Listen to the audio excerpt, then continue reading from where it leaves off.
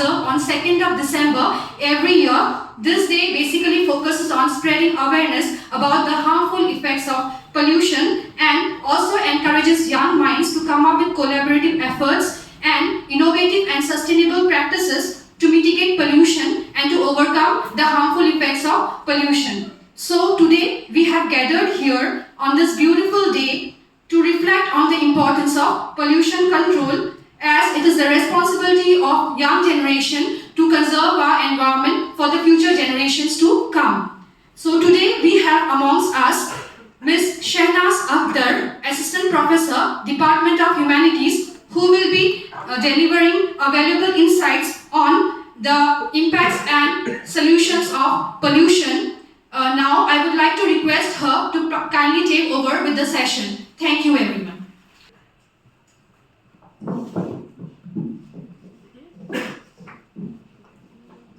Good morning to all my respected teachers, respected HOD ma'am, Dr. Rinku Agarwal ma'am, and my dear students present here. Warm welcome to everyone. I'm Shehnaz Akhtar, Assistant Professor in Environmental Studies, Department of Humanities. So today I will be delivering a presentation on National Control Pollution Day, which is celebrated on 2nd December every year to honor the people who died in Bhopal gas tragedy. I would like to thank Dr. Rinku Agarwal ma'am for giving me this opportunity.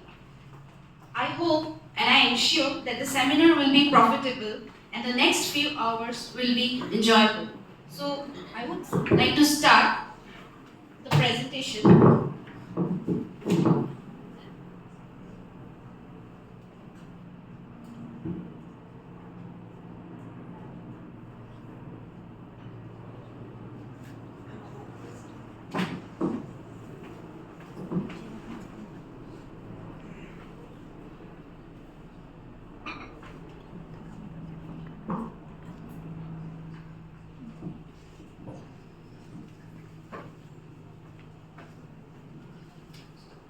National Control Pollution Day. I would like to give an overview. So why we celebrate National Pollution Control Day? So we honor the victims of Bhopal gas tragedy and raise awareness about pollution control.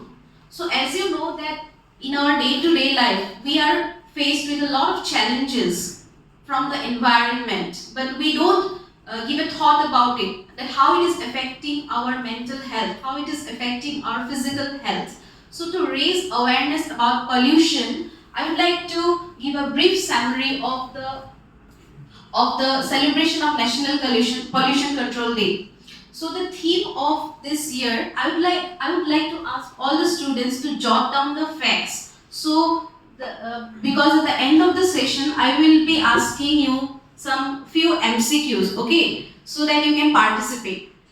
So the theme of this year National Pollution Control Day is Clean Air and Green Earth.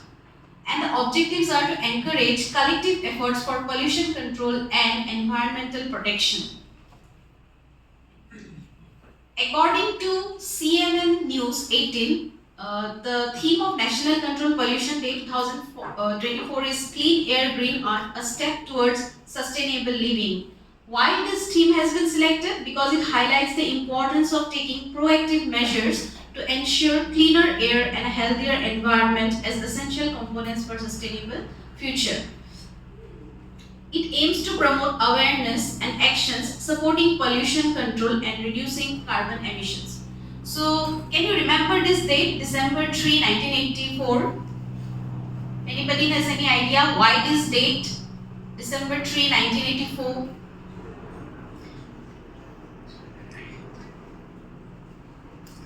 So this day is dedicated to highlight the importance of pollution control in India.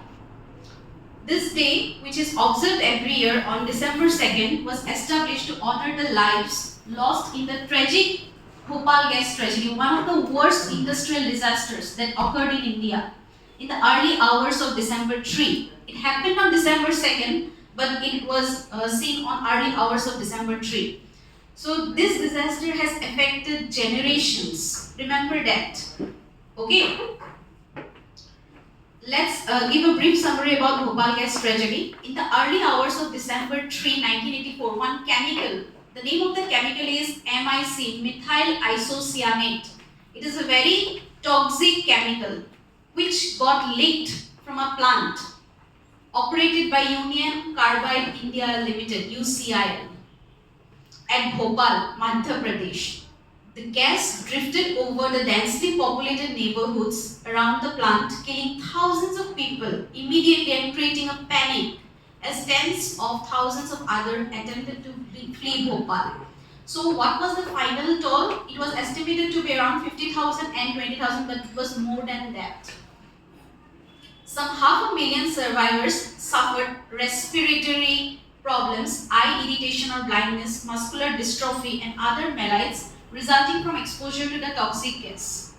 And it was so persistent that it remained there, it affected generations over generations. The study found out that babies born to women exposed to the gas were significantly more likely to have congenital malformations than those born to women unexposed to gas. Now, what is congenital malformation? Congenital malformation is defined as a structural or functional anomalies that occur during intrauterine, within the uterus, life and can be identified prenatally at birth or sometimes may only be detected later in infancy. That is the CM, congenital malformations. The disaster exposed the world to the extreme dangers of industrial pollution and highlighted the need for stringent environmental policies and better pollution control measures. That is the Bhopal. That is some of the pictures I have collected from Bhopal gas. That is the plant where the accident occurred, and these are the people how they were affected. So, can you tell me how many years it has been now since the Bhopal gas tragedy? Can you calculate the years? It occurred in 19. Yes. So, how many years till now? 40 years, right? So 40 years of Bhopal gas tragedy and how India has responded to it, how India has prepared for it. So 40 years after the disaster, significant toxic waste from the UCIL factory continues to jeopardize public health and environmental safety. That means it still continues, it is still continuing. The leak contaminated the soil and water in Bhopal, leading to long-term environmental damage and impact the health of the ecosystem. The methyl isocyanate, you can please note down the chemical name, that is MIC, methyl isocyanate. Okay, the gas responsible for Bhopal disaster is still used in India. It affects our vital organs of the body on exposure to that gas on a long term. That is chronic exposure. MIC is a highly toxic and reactive chemical. Even brief exposure can lead to severe respiratory distress, eye and skin damage and long-term health complications. Meanwhile, many dangerous agricultural chemicals remain unregulated, such as the synthetic pesticide DDT. Have you heard about DDT? Yes, DDT is very persistent. Okay, it remains in the soil for a long term and affect the agricultural crops, which is hazardous to human health and environment. So DDT full form is dichloro-diphenyl trichloroethane. That is the chemical name. Now 40 years after the Bhopal gas tragedy, that is the plant where the accident happened, where the gas leaked. I have collected this picture from some sources. Then the initiatives to prevent future disasters. Strengthening regulations. India has enacted legislations such as the Explosives Act 1884. You can note down when was the Explosives Act enacted. It was in 1884. The Chemical Accidents Emergency Planning Preparedness and Response Rules 1996. And the Environment Protection Act, that is very important, EPA 1986. And to regulate hazardous industries and prevent accidents. National Green Tribunal, very common in the question general awareness. The body addresses environmental violations, including those related to industrial accidents, and provides a platform for affected communities to seek redress. That is the NGT.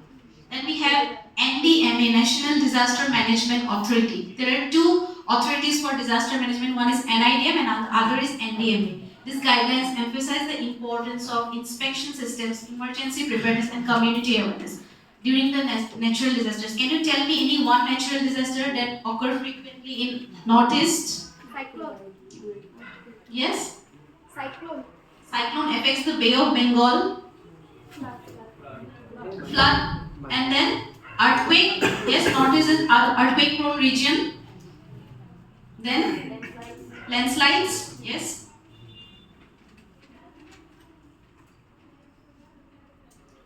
Okay, objectives of National Pollution Control Day 2024. National Pollution Control Day aims to achieve several key objectives, including commemorate the Bhopal gas tragedy. So that is the main objective. The day serves as a reminder of the Bhopal gas tragedy and its lasting impact on the country. How so many people were affected. It serves as a wake-up call for the need for better disaster management and pollution control measures. Then we have to raise awareness among the masses, the common masses especially. It helps inform people about the various sources of pollution, including industrial emissions, waste disposal, vehicular emissions, and deforestation. Then we have to promote sustainable practices. What is sustainable development? Can anybody tell me? Excuse me. So it encourages individuals, organizations, and governments to adopt sustainable practices that can help reduce pollution. That means we just don't exhaust the resources. Okay, we keep it for the future generation. That is the sustainability. Then we have policy implementations. The day also serves as a platform for advocating for stronger environmental policies and their effective implementation. Inspire action. National Pollution Control Day aims to inspire action at all levels of society to take proactive steps towards controlling pollution. Then air pollution in India. Can you tell me which is the most polluted city in India?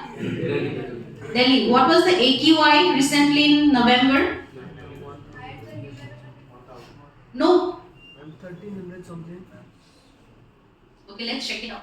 Air pollution is a pressing environmental and public health issue in India stemming from a combination of industrial emissions. So what are the sources of air pollution? You can note it down. It is basically industrial emissions, vehicular exhaust, burning of biomass, that is the fossil fuels, and construction activities. Rapid urbanization and reliance on fossil fuels have significantly deteriorated air quality, with cities like Delhi and Kanpur frequently recording hazardous pollution levels. That means after Delhi it is Kanpur. Seasonal practices like stubble burning in agricultural regions exacerbate the problem, especially in winter. This pollution contributes to severe health issues such as respiratory diseases, cardiovascular problems, and reduced life expectancy. Despite policy measures like the National Clean Air Program, NCAP is National Clean Air Program, achieving sustainable solutions requires stricter enforcement, cleaner energy adoption, and increased public awareness. The air pollutants can be classified into two types. So before proceeding to air pollution, we have to know about the substances which cause pollution. That those substances are known as pollutants. First are the primary pollutants. That means they are directly released from the source. Okay, these pollutants enter the air due to a natural event or human activity. They can have effects both directly and as precursors. Precursors means the initiators of secondary air pollution. There are 5 primary pollutants. So you can jot the names of the 5 primary pollutants, which are very important to know, that contributes to global warming or global air pollution. Number 1 is CO, carbon monoxide. Can you tell me from where carbon monoxide is released? It is basically released from the vehicular emissions.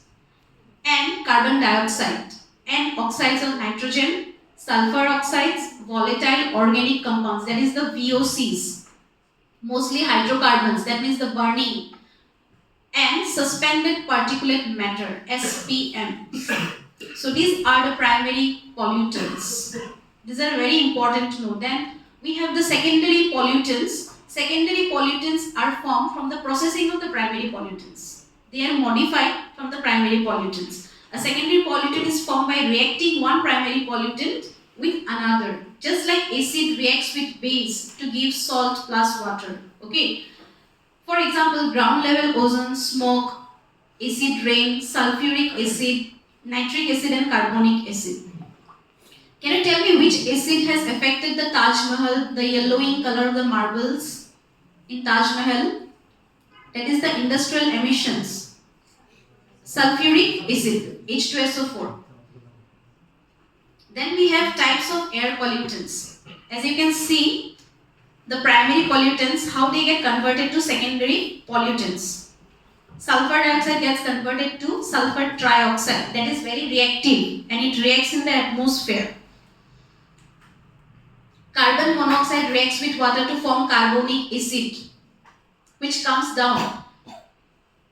Then we have particulate matters. You can see from the sources from where these are emitted. Okay, the vehicular exhaust from the agriculture. Okay, which compound is released from the agriculture? It is volatile organic compounds. Then from wildfires,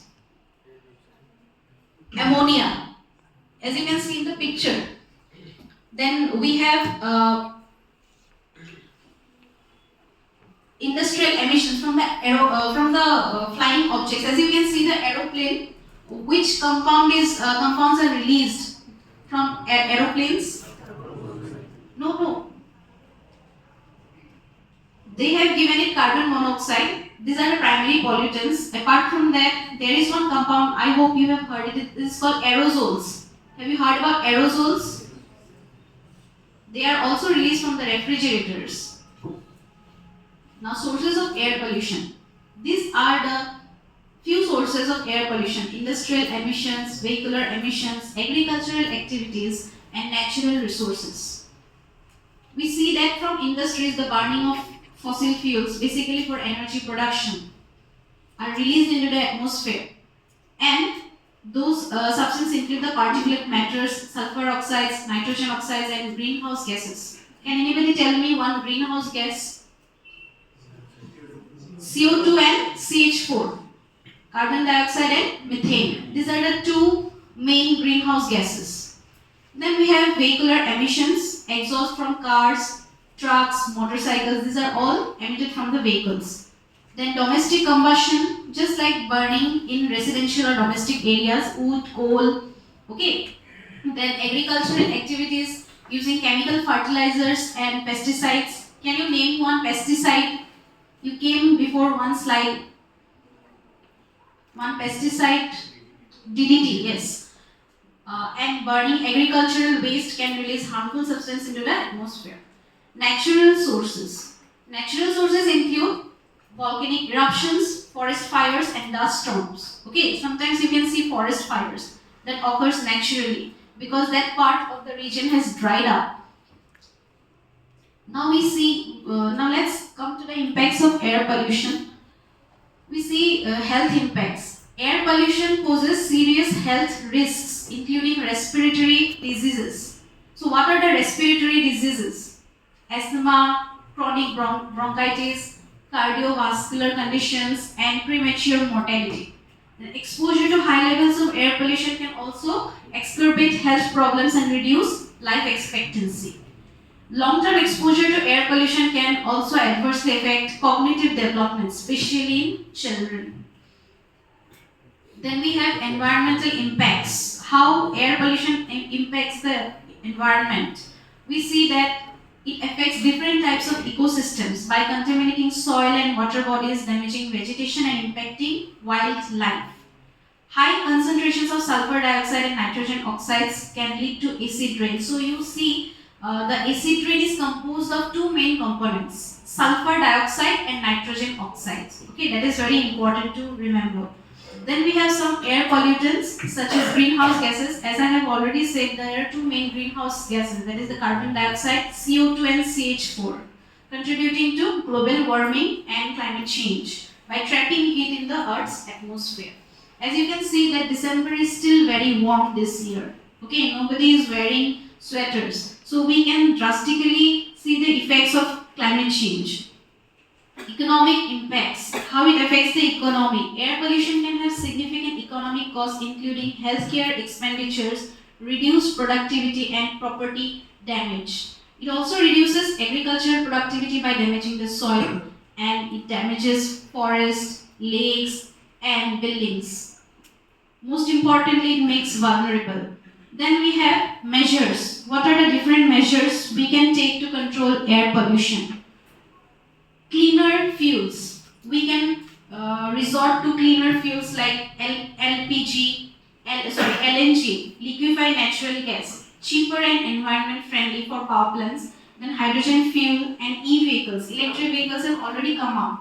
Should be promoted to control air pollution. Then we have environment friendly industrial processes which should be encouraged to minimize the emission of air pollutants and hazardous waste. Then increasing the height of chimneys, closing hazardous industries, shifting polluting industries away from the cities. That means industry should be constructed away from the residential areas.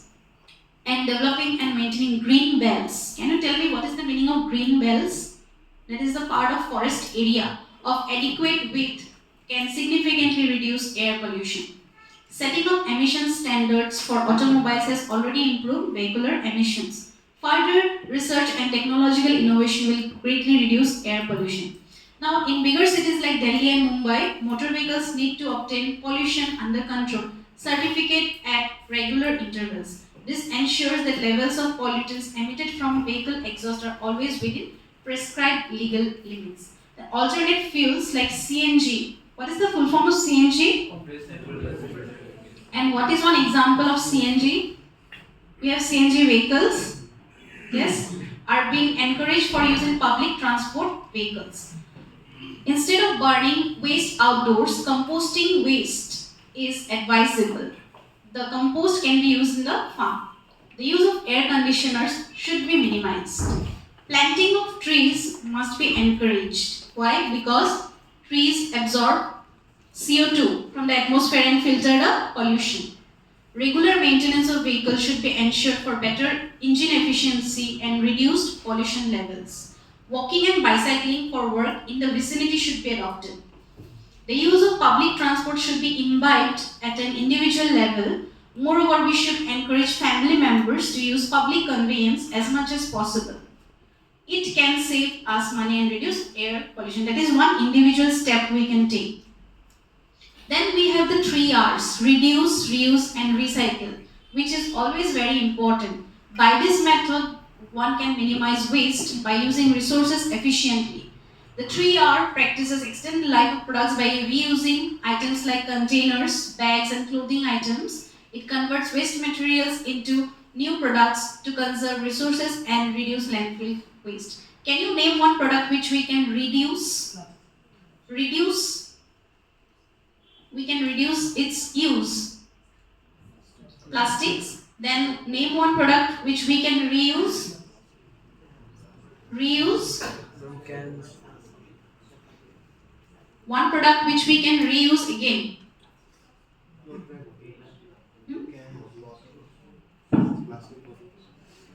Plastic bottles are not environment friendly. Then recycle. We can recycle papers, glass. We can reuse cloth bags, right? Now, top 10 most polluted cities in India. Can you expect the topmost city which is polluted in India? Okay, let's see. Delhi. Delhi, the AQI. What is the AQI? Delhi is 404 recently, which is hazardous. What is the full form of AQI? Air quality index. It measures how much. There are certain equipments which measures how polluted the air in your surroundings is. That is the AQI. After that we have Ghaziabad, Gurgaon, Noida, then Hisar, Muzaffarpur, Jalandhar, Bulandshahr, Faridabad. After that we have Amritsar. That means these cities have severe air pollution. What is the AQI of Guwahati? Anybody? Okay, pollution control laws in India. the government of India has implemented certain pollution control laws, which is very important to note. The first comes the Environmental Protection Act 1986. Okay, this act was enacted after the Bhopal gas tragedy.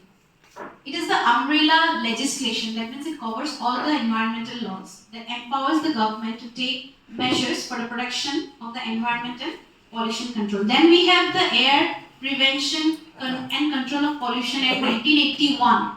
This was enacted before the EPA. This law aims to prevent and control air pollution by setting standards for air quality and regulating emissions from industrial and other sources. That is basically from industrial and other sources to reduce the emissions from industrial and other sources.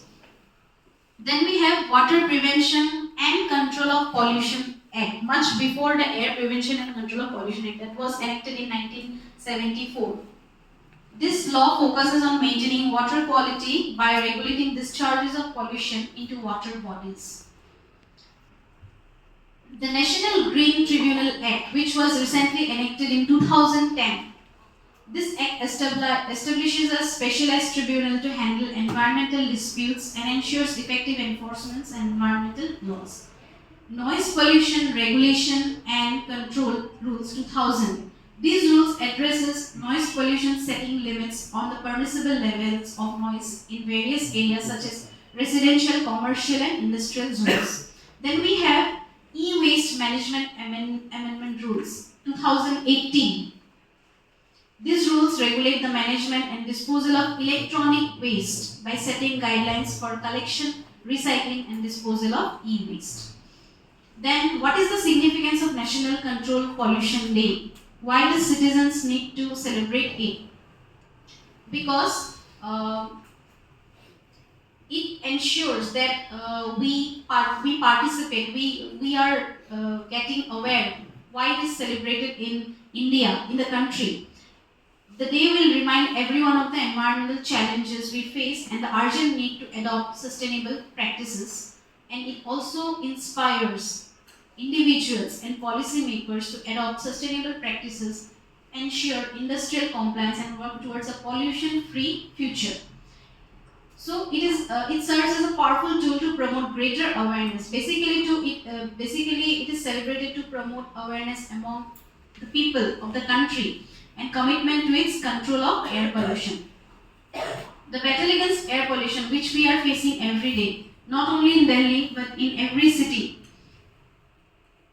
So that is the AQI chart, which is very important to know because AQI index values have been given. If the AQI value is between 0 to 50, the air quality is good in that area. If it is within 51 to 100, then AQI is moderate.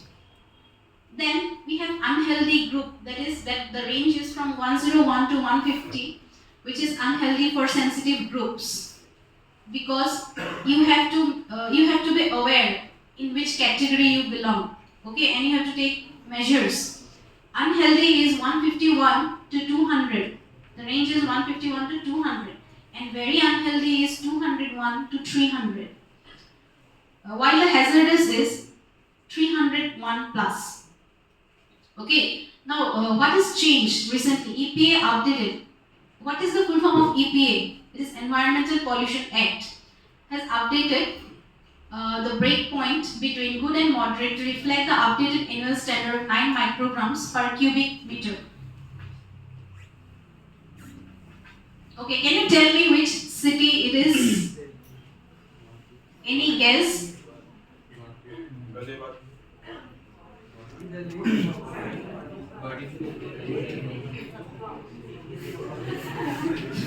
That's not Guwahati, of course.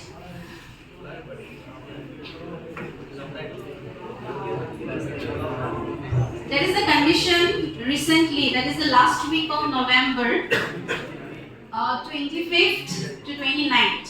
So it was very severe and everyone was advised to stay inside. The colleges and schools were closed. All the institutions were closed. So what happens in Delhi? Let's see. Every year Delhi and northern states battle hazardous. That is not severe event, it is hazardous. You can't even breathe. Okay, hazardous air during the winter months of October to January. So I recommend everyone not to visit Delhi during this month, October to January. Due to plummeting temperatures, smoke dust, low wind speed, vehicular emissions, and crop stubble burning, Delhi and its neighboring cities are experiencing pollution levels that are at least 30 to 35 times the safe limit recommended by World Health Organization. On October 30, 2024, it first adopted into the very poor category and stayed there for 15 days. According to IQ Air, a Swiss brand-based air quality index monitoring group, pollution levels in several parts of Delhi touched the 500 mark on Wednesday morning. That means that week, Wednesday morning, it touched the 500 mark. According to WHO guidelines, air with AQI value at or below 100 is considered to be satisfactory for breathing, while readings in the 400 to 500 range denote that pollution levels are severe in an area. The satellite cities of Noida and Gurgaon also registered AQI levels touching the 500 mark. There have been reports of flights to and from Delhi being cancelled or delayed due to its low visibility. Now, can you tell me what is the compound that affects the visibility in Delhi? Smoke. Smoke plus fog, that is the smoke. Health experts are now warning that long-term exposure to polluted area, and it is not only in Delhi, for any city, if you have a long-term exposure, you can come up with serious problems like lung cancer, even if you don't smoke, even for people who don't smoke. The Delhi government has enacted its Great Response Action Plan. GRAP is the Great Response Action Plan, okay, which has recently been initiated in Delhi, which bans all activities that involve the use of coal and firewood as well as diesel generator used for non-emergency services, but that has not saved the city from experiencing toxic levels of pollution. Authorities have also urged residents to stay indoors as much as possible and to use public transport to cut vehicular emissions. Authorities have also urged residents to stay indoors as much as possible to use public transport. Air pollution and worsening AQI are urgent challenges, especially in cities like Delhi, and the situation is alarming. Now, what is AQI? As I have already said, that it is a measure how clean or polluted the air around your surrounding is. It measures harmful particles. Now, what AQI measures? What is in that polluted air? It is PM2. These are PM means particulate matters, which are not visible to naked eyes. That is 2.5. PM10. These are the size. Carbon monoxide and sulfur dioxide. In cities like Delhi, Lucknow and Kanpur, the AQI often exceeds 400 during winter, making the air very unhealthy. With AQI levels often exceeding 400 during winter, air becomes very toxic, hazardous mix of toxic pollutants. Now, breathing in such air is like smoking. Delhi's air now equals 50 cigarettes per day. So even if you don't smoke, you would be taking this air which is equivalent to 50 cigarettes per day. That is the condition in Delhi currently. Now, steps taken to control Delhi air pollution. Odd even shim. They have initiated odd and even shim. Okay, this shim restricts vehicles with odd and even registration numbers from plying on alternate days, reducing the number of cars on the road. So first shim is odd even shim for Delhi. Then we have GRAP. We have already said Graded Response Action Plan. It includes emergency measures that are implemented when the quality of air in Delhi NCR drops below 4. That is the emergency measure. Please keep that in mind that it is the only emergency measure, GRAP. Okay. It is activated in 4 stages based on air quality index category. Then promotion of EVs. We have EVs in Guwahati also. The government has been promoting the use of EVs to reduce vehicular emissions. Further, diesel vehicles older than 10 years and petrol vehicles over 15 years are banned in Delhi. Now, Green War Room and Green Delhi app, a monitoring system. So that is the monitoring system, Green War Room and Green Delhi app, that tracks down real-time air quality and serves as a platform for reporting grievances related to pollution levels. Then stubble burning control. The government has also worked to curb stubble burning in nearby states by providing farmers with alternatives like in situ, means inside that area, inside their area, crop residue management. That is the stubble burning. However, even after these initiatives taken, these are not enough to counter the pollution crisis in Delhi, requiring a dedicated action plan. So, I would like to conclude by saying that NPCD 2024 stands as a beacon of hope and a call to action. Its initiatives, individual communities, industries, and governments to come together. It invites individual communities, industries, and governments to come together in a collaborative effort to combat pollution and pave the way for a sustainable and greener future. As we recall this day, let us reflect on our environmental responsibilities and take concrete steps towards a world where cleaner air, water, and soil are not just aspirations but fundamental rights to all. So that is National Pollution, all about National Pollution Control Day. We have cleaner today, then we will be greener tomorrow. Thank you, students. I